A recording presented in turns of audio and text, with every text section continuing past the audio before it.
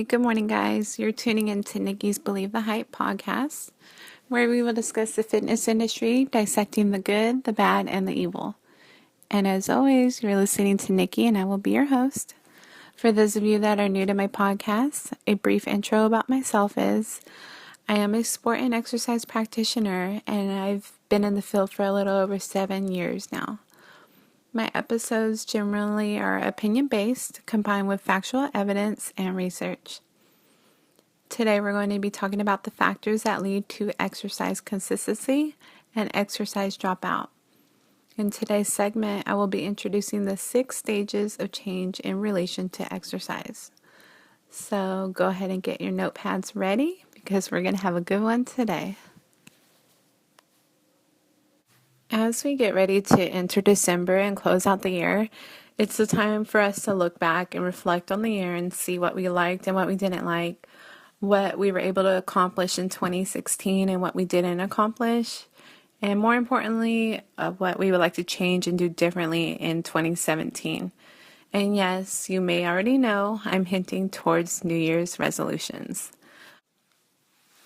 Around this time of the year, we are either consciously or subconsciously reflecting on the past year and prepping for the next year.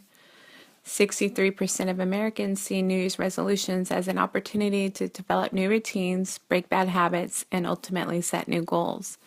If you're like myself and the majority of America, losing weight and becoming healthier is usually on your top 10 lists for resolutions.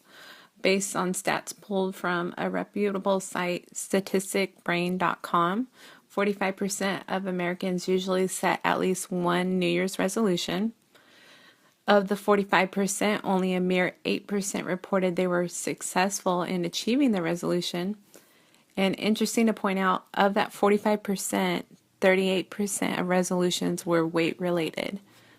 Now, 75% of resolutions were maintained through the first week, 64% lasted a month or longer, and 46% of resolutions lasted 6 months.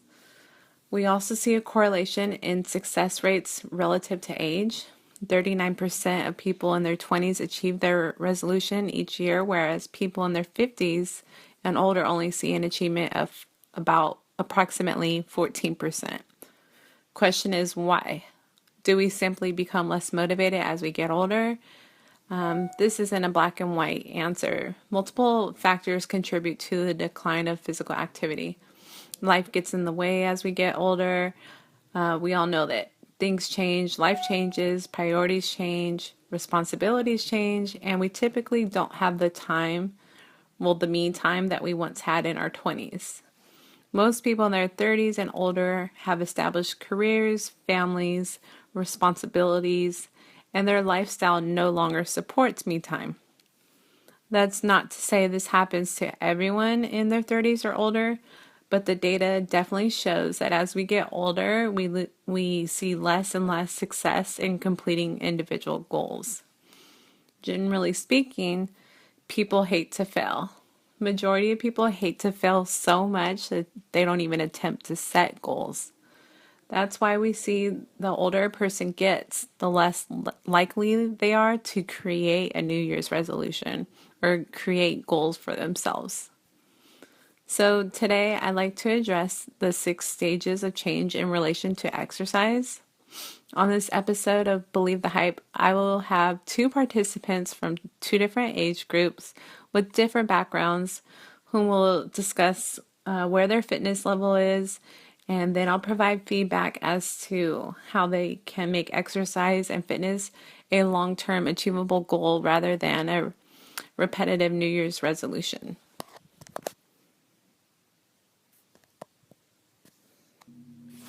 Before I do that, I just want to introduce the stages. The first stage we have is pre-contemplation.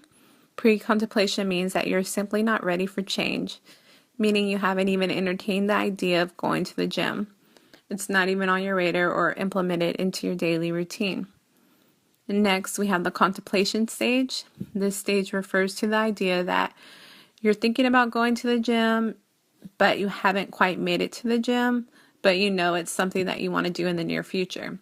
otherwise known as the maybe stage. Third, we have the preparation stage. This stage means that you're ready to make a change, and it's referred to, okay, I'm ready, now what stage. And next, we have the action stage.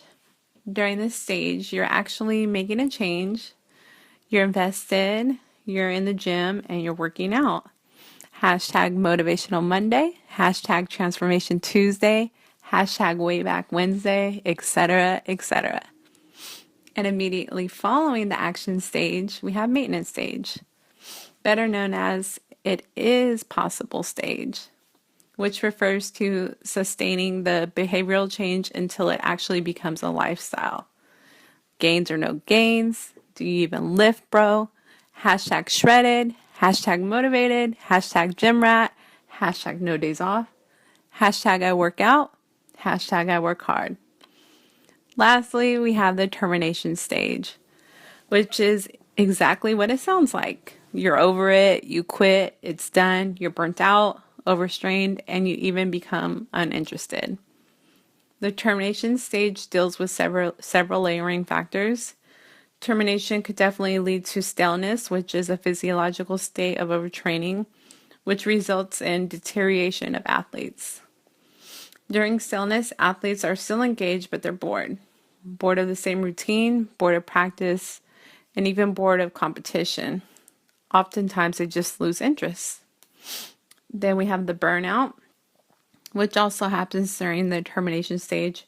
Burnout is defined as a negative psychological and emotional state where an athlete loses interest. I have a couple of special guests who filled out questionnaires and wanted a few suggestions on how they could be more consistent with their current exercise programs. So first off, we have Crystal here today. Crystal, would you mind telling us a little bit about yourself and going over your day-to-day routine? Totally. Hi guys, my name's Crystal. I'm in my early 20s, and currently I'm working 2 part-time jobs. Daily routine, I like to, get out and enjoy some outdoor activities about 2 to 3 times a month. And could you also go over your exercise background and current engagement with physical activity? Yeah, I come from a background of athletics. I played competitive and community sports. I was actively engaged in athletics until about the 12th grade. And from then on, I was more engaged through recreational sport or just physical exercise. Recently, I have been working out probably about 2 to 3 times during the week, and I work out for about an hour and a half each time I make it to the gym. Okay, and would you say that you've been doing that longer than 6 months? Yeah, this sort of regime that I'm talking about, my exercising has been going on since probably about May or June, so just about 6 months now. Okay. So based on what you told me, it sounds like you're at the maintenance stage. And the maintenance stage is borderline to termination stage.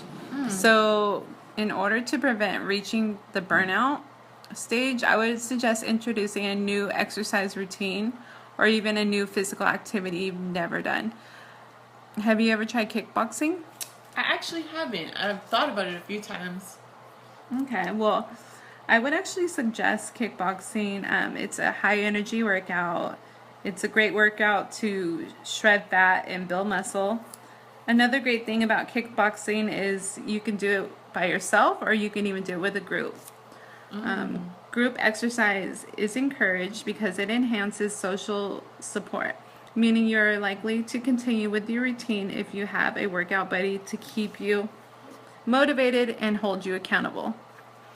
It also increases exercise adherence, reinforcements like charting, rewarding, and positive feedback. As far as charting, you can use this to keep track of your exercise attendance and goal achievements. Based on my experience, these are just a few suggestions I have for you to avoid falling to the termination stage, which could ultimately lead you to wanting to quit working out for a period of time.